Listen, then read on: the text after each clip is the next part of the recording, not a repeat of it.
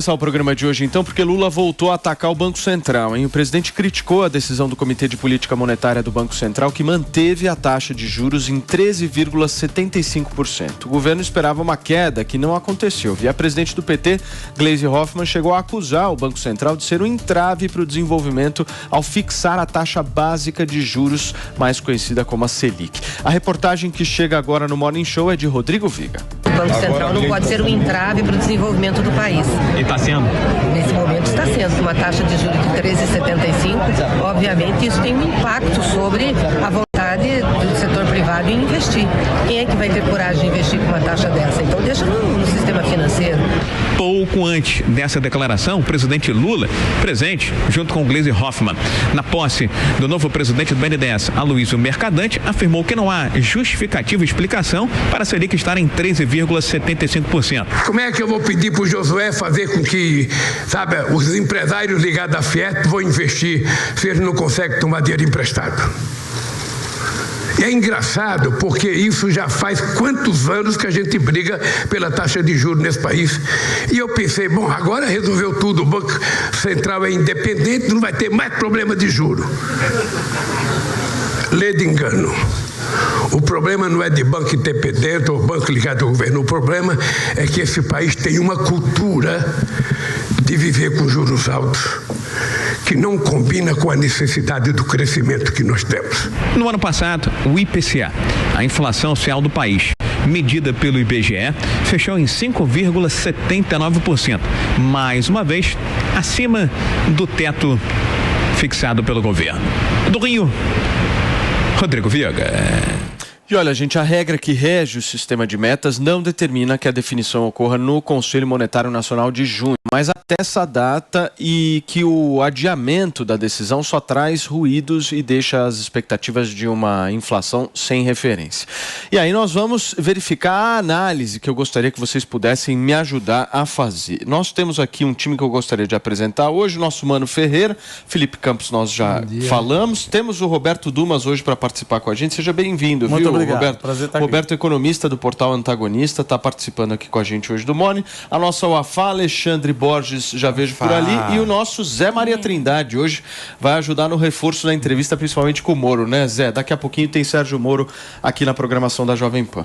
Roberto, vou começar por você, buscando entender essa postura do governo, né? Porque há um enfrentamento ideológico por parte do Lula, né? Como é que o mercado está recebendo isso? Eu não acho que é só um enfrentamento ideológico, eu acho que é uma total falta de conhecimento de economia. Porque, veja, a política fiscal que está acontecendo no governo hoje, vamos pensar num carro, uma coisa bem simples. Um carro está querendo acelerar, que é uma política fiscal expansionista, e o governo está querendo tirar dinheiro com uma política monetária contracionista. Quanto mais dinheiro eu ponho no mercado, com a PEC das benesses, que vale a pena, que tem suas benesses, etc., o Banco Central tem que puxar a taxa de juros para controlar a inflação, que ele tem uma meta na inflação. Não só isso. Você também tem aspecto em relação às expectativas. A expectativa é como se fosse, por exemplo, um filho ou uma filha. Se eu falo para o meu filho, para minha filha, que ela tem que chegar às 10 horas em casa e ela chega às 10h15, ela é punida. Como é que ela é punida? Vamos fazer a parábola. Eu subo a taxa de juros. Chega um dia e falo, não é mais 10h15, é 10h40. Ela perde a expectativa inflacionária. Ela não sabe mais como montar o preço. E aí perguntam também por que a taxa de juros do Brasil é tão alta. Primeiro, vocês são jovens, etc., mas em 1980 a 1994, a nossa inflação foi de 12 trilhões percentuais.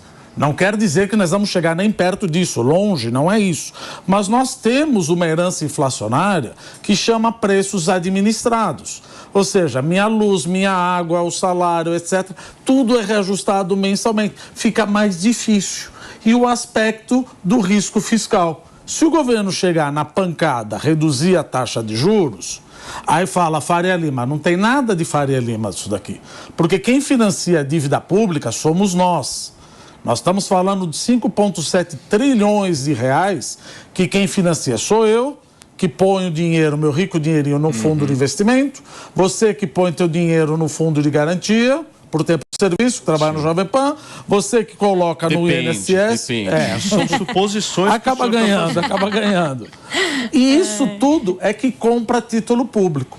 Isso tudo acaba comprando título público e fala que quem ganha é os bancos. Os bancos ganham 21%.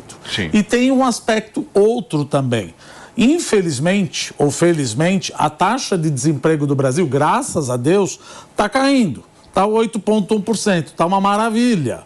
Só que existe uma coisa em economia chamada desemprego estrutural, onde se você baixar demais a taxa de desemprego, começa a suscitar inflação. Aí você fala, mas pera um pouquinho, como é que vai suscitar a inflação se nos Estados Unidos a inflação é 3,4, aqui está 8,1, só que lá a mão de obra é muito mais qualificada.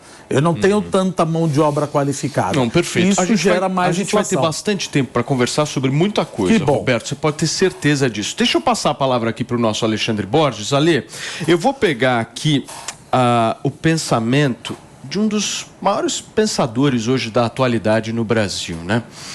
Ele diz o seguinte: Lula foi eleito presidente da República por mais de 60 milhões de brasileiros. Quem elegeu Roberto Campos Neto para a presidência do Banco Central?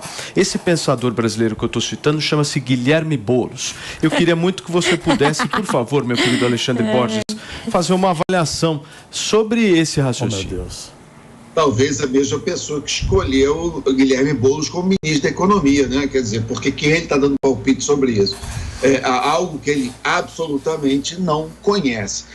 E isso, na verdade, é um problema sério, porque, claro, essa coisa de taxa de juros, base monetária, inflação, tem um pouco de tecnicalidade que, exatamente por não ser tão fácil de explicar, ela acaba abrindo o caminho para muito populismo, para muita demagogia. Mas, assim, se a gente tentar explicar de uma maneira simples, e aí os meus amigos aí, economistas, podem me ajudar melhor nessa tarefa. Eu não sou professor de economia, então eu vou tentar traduzir da melhor forma que eu possa. É o seguinte: imagina o seguinte, um país, ele tem uma quantidade de riqueza. Antigamente, lá na Idade Média, no tempo do mercantilismo, esse dinheiro era prata, ouro, metais e tal. E aí você começou a lançar moedas que correspondiam a esse metal.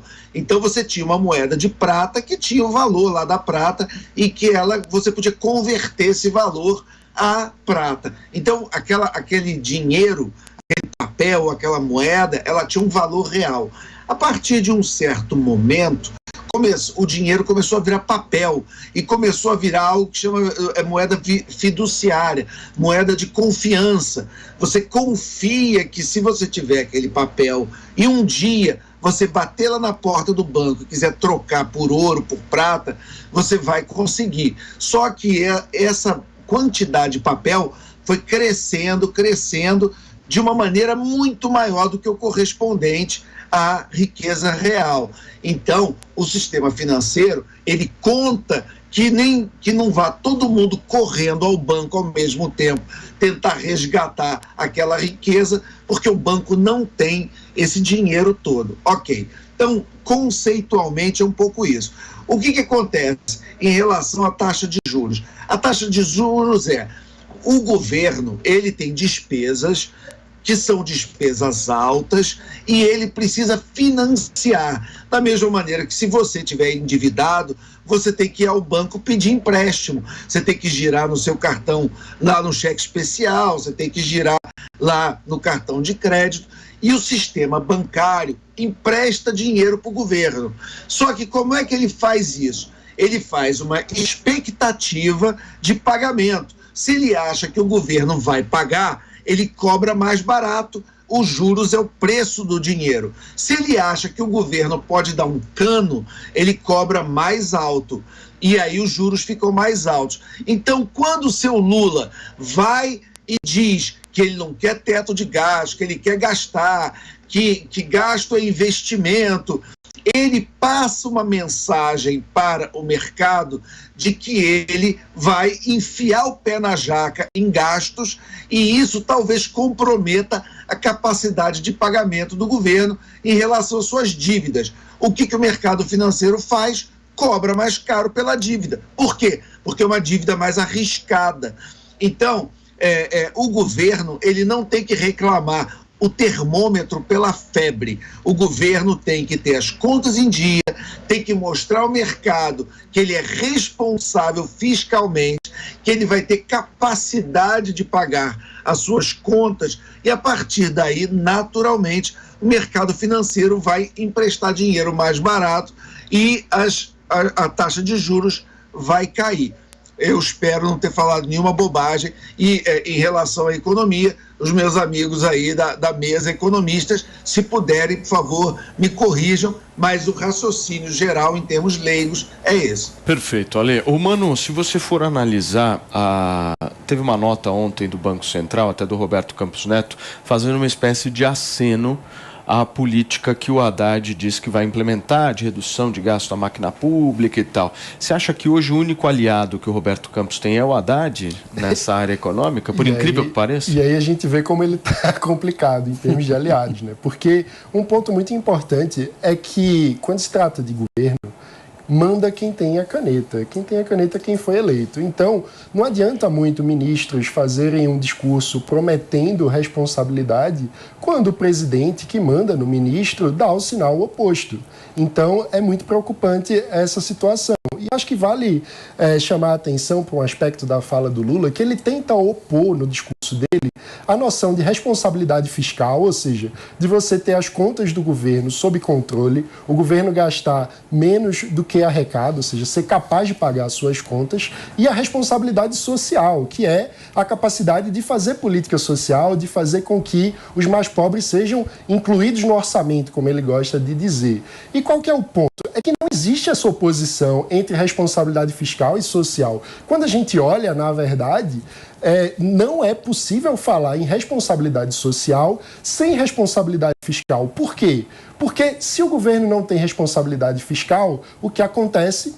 Inflação. Inflação quer dizer o dinheiro da pessoa derretendo no carrinho de compra. Quer dizer que quando você for no supermercado, o preço do feijão, do arroz, vai estar mais caro. Então não importa a política social que você faz para o mais pobre quando o dinheiro do mais pobre perde valor. Portanto, não existe essa oposição populista que o Lula tenta fazer entre responsabilidade fiscal e social. A gente precisa das duas coisas. Só é possível incluir os mais pobres, só é possível diminuir a miséria se a gente for capaz de manter as contas do governo sob controle. Muito bem. Agora, Wafá, do ponto de vista político, há uma tentativa constante aí do governo Lula de ficar olhando no retrovisor, né? Parece que nós estamos discutindo os anos 2000. Exato. Aliás, tem um ponto interessantíssimo que saiu ontem, meu querido Felipe Campos, não sei se você viu. Se tiver problema para pedir Uber, chama os Correios. Chama os Correios que eles entregam mais rápido. O seu carro chega em 6 dias úteis. Exato. Mas enfim, voltando. Eu citei essa questão do Uber porque eu acho que tem tudo a ver com a mentalidade que a gente está discutindo também aqui, acho. né? Uma mentalidade retrógrada. Totalmente. A questão da autonomia do Banco Central foi justamente por conta disso, para que a gente tire essa característica do banco de atuar politicamente. E o que a gente vê é um Lula muito antigo, né? Um Lula centralizador. A questão é que ele está revoltado, que ele não tem na mão esse Banco Central agora. E também um outro ponto importante é que vai acontecer uma desaceleração da economia agora. Então ele está tentando achar um culpado para isso. E o mais fácil foi de culpar agora, né? o Banco Central. Ele tem casa. Ele tem casa. Exato. Ele mudou Melhorou a situação, palácio, né? Ele saiu, Saiu do movimento. Mas a questão do Lula, que é, enfim, um ponto muito importante agora, é que ele quer ter essa canetada na mão para alterar os juros. E ele não pode fazer isso. Isso já aconteceu nos governos passados, aconteceu no governo Dilma, e a Dilma saiu com uma inflação muito maior do que a gente encontra agora. Então, assim, eu vou pedir para que o Lula tenha calma, para que o Lula tenha paciência, que em 2024 ele vai poder mudar quem é que está à frente do Banco Central. Mas agora ele precisa escutar. E é isso. Precisa descer do palanque, né? Descer do palanque. Ele não vai descer do palanque. Ele não desceu do palanque. Enfim, quem perde é o país. Muito bem. Meu querido Zé Maria Trindade, eu quero saber o seguinte, Zé, o que todo mundo está querendo entender é o seguinte, o Lula está com esse discurso mais agressivo, incisivo nessa questão econômica, mas esse discurso tem respaldo no Congresso Nacional? Não tem não. Ele está sozinho, ele não pode mudar o que está aí. Primeiro, muito bom dia para todos. Olha, todo mundo aí falou muito bem aí sobre o que representa a moeda. Para mim, é uma das maiores invenções da humanidade. Eu acho que só a partir da invenção da moeda é que se pôde criar parâmetros de troca, de compra. Você imagina antigamente alguém descer um morro com a carga de abacaxi para trocar por uma botina, né? Um agricultor. Chega lá, o cara, não quero abacaxi não. Ele vai fazer o quê? Voltar com abacaxi? Então a moeda foi fundamental. E eu sou convencido de que nós vivemos num mundo assim, onde a credibilidade é tudo. Tudo que vemos por aí só existe se houver credibilidade. A moeda é um pedaço de papel com desenho de alguém, se não houver credibilidade. A gente está vendo aí a Argentina lançando 2.000 pesos, né? Uma moeda de face de 2.000 pesos. O Lula está fazendo isso aí mesmo para justificar uma parada na economia. Esse é o objetivo de juros altos, enxugar o mercado, né? Diminuir a demanda e aí reduzir a inflação. Mas Lula não pode mudar e não vai mudar, porque eu conversei com alguns líderes, eles dizem que não tem a menor chance de tirar a independência do Banco Central, a menor chance. E se Lula quisesse, ele mandaria ao Congresso uma emenda para acabar com essa independência do Banco Central. Só que o Banco Central não é tão independente assim. Lula vai indicar agora diretores importantes do Banco Central, inclusive o diretor de política monetária. Quer dizer, Lula pode colocar ali no Banco Central diretores que vão contra a presidência. Veja que confusão que está se arrumando, né? E, evidentemente, o Brasil passa por uma fase de descredibilidade pela dívida pública mesmo, que passa de 7 trilhões de reais, atingindo ali 73% do PIB brasileiro. O PIB, não é do orçamento, é maior do que o orçamento. Maior do que o orçamento. Se pegarmos um orçamento inteiro de um ano, não dá para pagar a dívida pública, né? É um serviço ali de mais de 1 trilhão de reais que o governo gasta pagando serviço da dívida, para se ter uma ideia. E, além disso, tem um descontrole de gastos. A máquina está inchada. Os 4 trilhões e 300 bilhões do orçamento, 90% despesas fixas. Não sobra para investimentos, que é o grande gasto, né? Que é o investimento, é o grande gasto, que é a infraestrutura, que aposta no crescimento. Então, a situação é essa. A credibilidade na moeda é que faz a inflação. Muito bem, Zé. Robertão, você me pediu, por favor? Eu concordo exatamente o que a nobre Wafá falou e também o Trindade falou. Nobre Wafá, economista, falou. Não é tão fácil fazer isso que você fez agora. Mas é nobre. Inclusive cortou o cabelo. Cortei o cabelo por causa da lua cheia. Falar só um pouquinho da independência do Banco Central. Gente, isso já deveria estar nas catacumbas da política econômica. Nós estamos discutindo isso desde 1977, que foi Prêmio Nobel da Economia de Kirtland Prescott. Deixa eu tentar explicar aqui bem rápido. O que existe, que importa no final das contas, é o salário real. É o salário nominal dividido pela inflação. Se eu coloco alguém que não é independente e que quer ser eleito baixando à força a taxa de juros, vamos supor, se eu acho que a inflação vai ser 3,5%, eu incorporo nas expectativas do meu salário 3,5%. Chega o Banco Central, mente, baixa a taxa de juros e me enfia 10%. O salário real cai. Quando o salário real cai, a atividade econômica no curto prazo sobe. Puxa, então pera um pouquinho. Então a melhor coisa que você pode fazer é enganar a população? Não, porque existe uma coisa chamada expectativa racional. Você não engana o Wafá mais uma vez. Amanhã ela já não mais acredita em você e vai colocar um salário de 10%, preço 10%, você vai colher mais inflação. Gente, isso já acabou, já não se discute mais isso. Já passou essa conversa. Mas com menor taxa de juros. Taxa de juros, quem determina é o mercado. E se o novo presidente do Banco Central quiser baixar a taxa de juros, como quer, para 9%, existe uma coisa chamada curva de juros. Ele pode baixar, Nós vamos subir a curva de juros. Ele pode baixar, né? Ele pode, mas eu subo lá na frente. A curva de juros é 1 ano, 2 anos, 3 anos, 10 anos, etc. Ele abaixa para 1 ano e o mercado sobe para 2, 3, 4, 5, 6. Não vai adiantar nada essa coisa de independência, final da independência. Muito bem. Gente, a gente levantar isso. A gente dislike vai... pro Lula. Você gosta de uma plaquinha, É né? um dislike pro Lula.